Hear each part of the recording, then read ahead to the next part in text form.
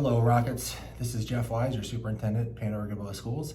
This is the January 2025 Rocket Report.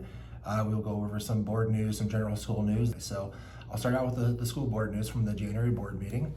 First and foremost, I want to wish a happy retirement to Joyce Suter. She submitted her retirement to us here. She'll be retiring at the end of the year. Joyce has been teaching fourth grade for a while for us. She spent most of her career here at PG, not all of it, but most of it. But honestly, she's an amazing teacher, an amazing person.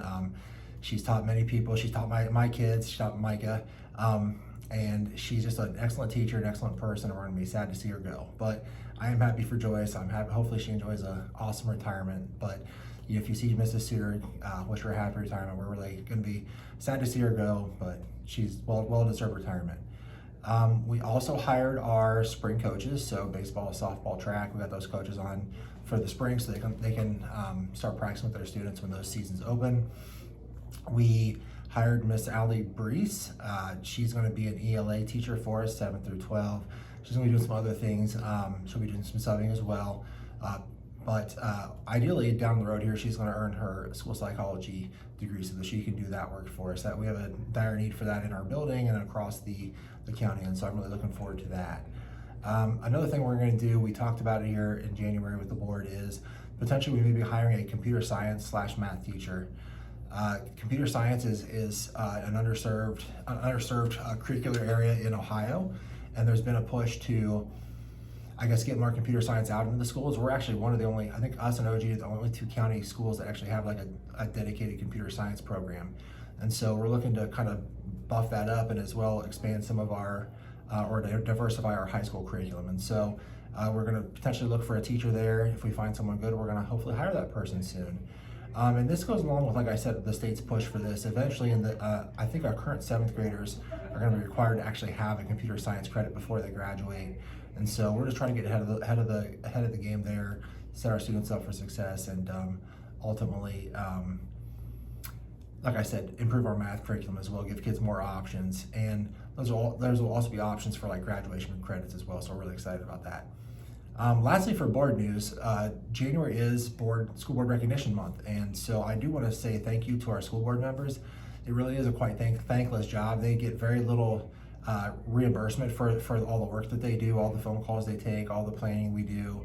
And PG Schools is in a great place. We're moving in a great direction, and I think that has a lot to do with those 5 people on the board. So if you see them, please thank them for their service to our school. They've done a wonderful job. Really easy to work with, and they always have, they're passionate about our schools. They always have our students' best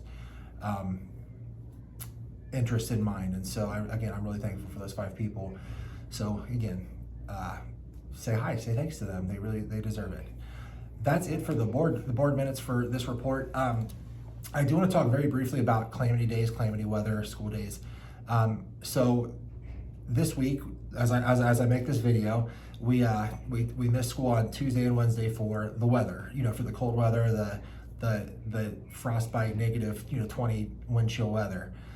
So technically that's 5 days of school we've been out. And so in the past you would say, well, that's our 5th calamity day. Now we need to look at some way to make those up.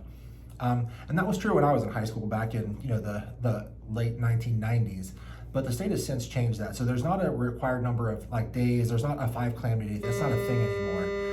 The way it works now essentially is schools are required to have a certain number of hours in for each student, hours of instruction for each student. So for example, the K-6 students are required to have 910 hours of instruction. The 7 through 12 students are required to have 1,001 hours of instruction. And so when you take our school calendar, we have a 178-day calendar, and we have a 7-hour school day, but we lose a half hour for lunch. So 6.5 hours at 178 days. That's 1,157 hours. So you can see we're 156 hours, even over the most strict requirement, which is high school. And so if you divide that by 6.5, which again is our average school day, we actually have about a 24-day cushion, buffer, whatever word you want to use, in terms of meeting our instruction requirements. And so I just want to have that discussion with the community, so you kind of know how that works now. If you're like me and that's how it was back in high school, I understand, but that is how it operates now. So we're on an hour system. So I don't see us using any kind of makeup days necessarily. We do have the online virtual instruction option as well, up to 3 days per household, 33, which also got rid of the blizzard bag idea. So the blizzard bags are no longer a valid use for makeup hours as well. So we do have, like I said, we do have a nice buffer there. Unless we have some kind of crazy weather like a blizzard, I can't anticipate doing any kind of like makeup days over, President's Day or around Easter or anything like that. So hopefully you found that instructive and helpful. And if you have any questions about that, please feel free to call me or email me. Otherwise, thank you for watching this video and appreciate your time. Take care.